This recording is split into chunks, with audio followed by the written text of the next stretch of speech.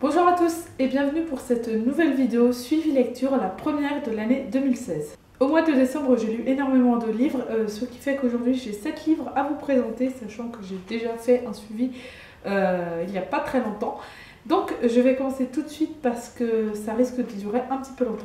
Pour commencer, j'ai lu celle d'avant de Ninon Maréchal qui m'a été envoyée par l'auteure elle-même.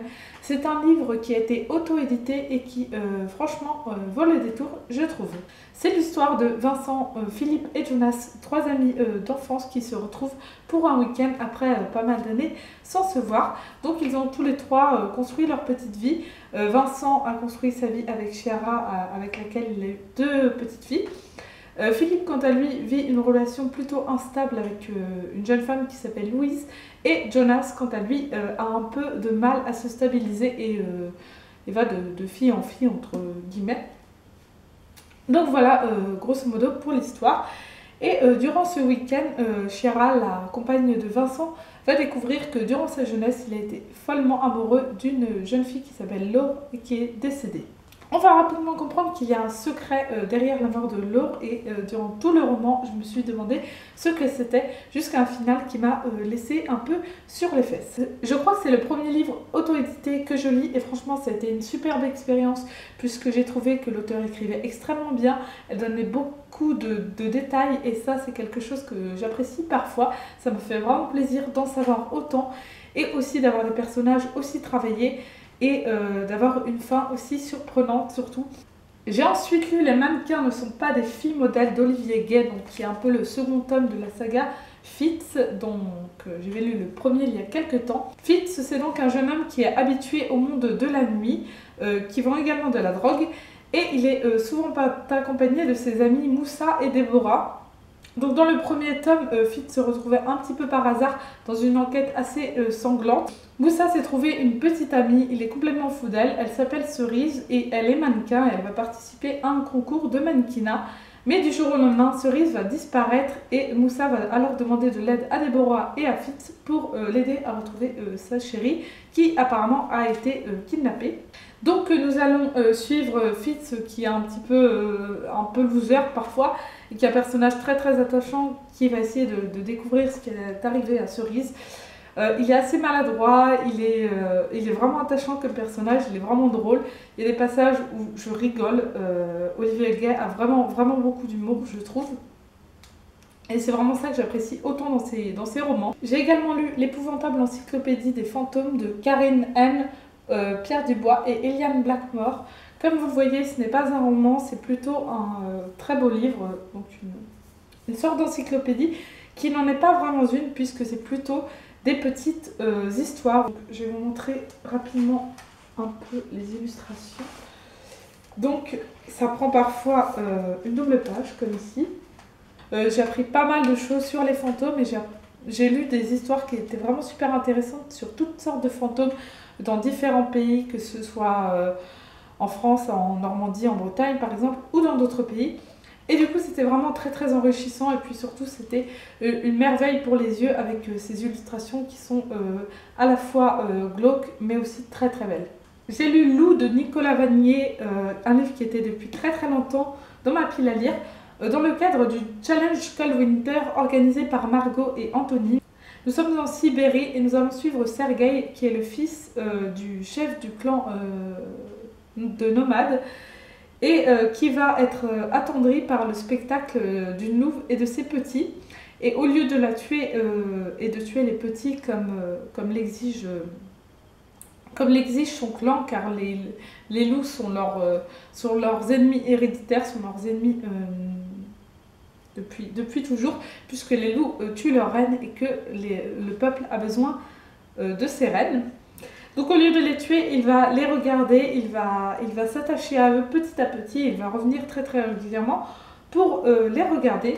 À cause de cela et d'autres choses qui vont s'enchaîner par la suite, il va être banni de son clan et il va se retrouver tout seul. C'est un livre que j'ai beaucoup aimé, je ne m'attendais vraiment pas à ça. C'est une histoire qui est vraiment belle, qui est vraiment attendrissante. Le lien qui unit Sergueï et les loups est vraiment superbe. Le lien qui unit Sergueï avec sa nature, avec son pays, c'est juste superbe et ça... Ça m'a vraiment beaucoup touchée, ça m'a beaucoup émue. Sergueï, c'est quelqu'un qui a vraiment de belles valeurs, je trouve. C'est un personnage que j'ai adoré rencontrer. Et c'était vraiment un très chouette moment que j'ai passé.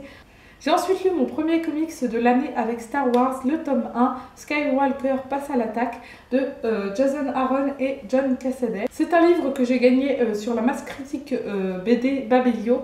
Et comme je n'ai jamais regardé Star Wars et je n'ai jamais découvert Star Wars, je me suis dit bon, on va tenter le coup et je l'ai gagné à ma grande surprise.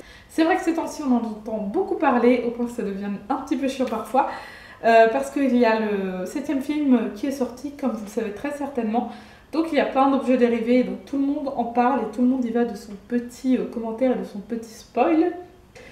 Pour ma part, je me suis même fait spoiler alors que je ne regarde rien qui a un rapport avec Star Wars. Donc c'est très bizarre comment ça se fait. Mais bref, en tout cas, du coup, j'ai lu ce comics qui se passe pas tout à fait au début, puisque l'étoile noire a été détruite par l'Alliance rebelle, qui a encore quelques petits soucis à régler. En effet, la guerre est loin d'être terminée et nous allons suivre les deux clans qui s'affrontent. Donc je connaissais déjà un peu les personnages, donc je connaissais déjà évidemment Dark Vador, je connaissais Luke, je connaissais Han Solo ou Yan Solo, je ne sais plus comment on dit. J'en avais entendu parler de tous ces personnages, je ne savais pas forcément qui étaient les gentils, qui étaient les méchants. Maintenant c'est un petit peu plus clair dans mon esprit, mais c'est vrai que ça peut être un petit peu compliqué de se lancer là-dedans alors qu'on n'a jamais vu, jamais lu quoi que ce soit sur Star Wars. C'est pas tout à fait le genre de livre que j'aime lire, voilà, c'est pas forcément ce qui me plaît le plus. Néanmoins, j'ai trouvé ça sympathique et intéressant. Ça m'a laissé une ouverture pour éventuellement m'intéresser à Star Wars. Pourquoi pas regarder les films. Je pense que je vais leur laisser leur chance parce que j'ai jamais eu envie. Mais maintenant que j'ai lu ce comics, c'est vrai que ça me tente un petit peu plus. Donc je pense laisser la chance à ces films. J'ai lu Au revoir là-haut de Pierre Lemaitre, un livre qui me traînait depuis longtemps dans ma pile à lire, puisque c'est le prix Goncourt 2013. Et je ne lis jamais de prix d'habitude, c'est vraiment pas mon truc. Mais là c'est vrai qu'il me tentait beaucoup puisque ça parlait de la Première Guerre mondiale. Au revoir là-haut, ça ne se passe pas vraiment pendant la Première Guerre mondiale, mais plutôt après. On voit juste la fin de la guerre. Et nous allons suivre deux soldats qui ont survécu, plus ou moins, on va dire, puisque l'un d'entre eux, Edouard, a été tout de même gravement blessé en sauvant l'autre, Albert. Et nous allons les suivre, eux qui sont malheureusement oubliés complètement. Les héros sont considérés seulement s'ils sont morts, et les autres pas du tout. Donc c'est vraiment très intéressant cette façon de voir la Première Guerre mondiale, de voir la guerre en général même, puisque c'est vrai que c'est pas toujours abordé. Là nous pensons du coup un peu plus à ces survivants pour qui ce n'est pas forcément facile de se réintégrer dans une société qui ne veut pas toujours d'eux. Et dans ce livre, les deux personnages principaux, Edouard et Albert, vont monter une supercherie assez incroyable pour gagner de l'argent car ils n'en ont pas assez. C'est un livre que j'ai lu très rapidement, que j'ai dévoré, que j'ai trouvé vraiment très bien écrit. C'était la première fois que je lisais un roman de Pierre Lemaitre et je trouve vraiment qu'il a un talent assez incroyable. J'ai vraiment beaucoup aimé ce livre pour la simple et bonne raison que c'est très différent de ce à quoi je m'attendais. C'est vrai que je ne m'attendais pas du tout à ça, je ne savais plus trop de quoi il parlait, je me souvenais seulement que ça parlait de la Première Guerre mondiale et du coup ça a su me surprendre vraiment. Ça m'a vraiment beaucoup plu et c'est une façon de voir la guerre que j'ai trouvée très intéressante et c'est vraiment un beau travail d'historique qu'il a réalisé. Et pour finir l'année 2015, j'ai lu Ne te retourne pas de Karin Fossum.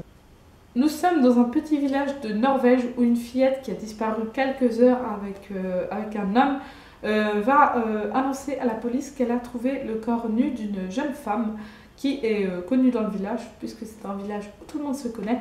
Et cette jeune femme s'appelle Annie. Le corps a été disposé de façon à ce qu'on pense à un viol, ce qui n'est pas le cas. Et Ségère, l'inspecteur, va devoir découvrir pour quelle raison. Mais apparemment, depuis quelques temps, Annie avait changé. J'étais contente d'apprendre quelque chose sur la Norvège, notamment par exemple le fait que là-bas tout le monde se tutoie. Ça peut parfois être un peu déroutant au cours de la lecture, mais c'est quand même plutôt sympathique d'apprendre quelques petits trucs comme ça. Et pendant tout le roman, on essaie de découvrir qui est le meurtrier et surtout pourquoi. Et je suis contente de ne pas l'avoir trouvé et d'avoir eu besoin d'attendre la fin du roman pour être sûre de l'identité du meurtrier. Voilà, cette vidéo est désormais terminée. J'espère qu'elle vous aura plu. J'espère que je vous aurai donné envie de lire ces livres. N'hésitez pas à partager avec moi en commentaire ce que vous êtes en train de lire. Si vous avez déjà lu les livres que j'ai présentés, si vous les avez aimés ou non. Si je vous ai donné éventuellement envie de les découvrir, donc voilà, n'hésitez pas à partager vos lectures et nos lectures en commentaire, ça me ferait vraiment plaisir. Donc je vous souhaite à tous de très très bonnes lectures et je vous dis à la prochaine. Salut!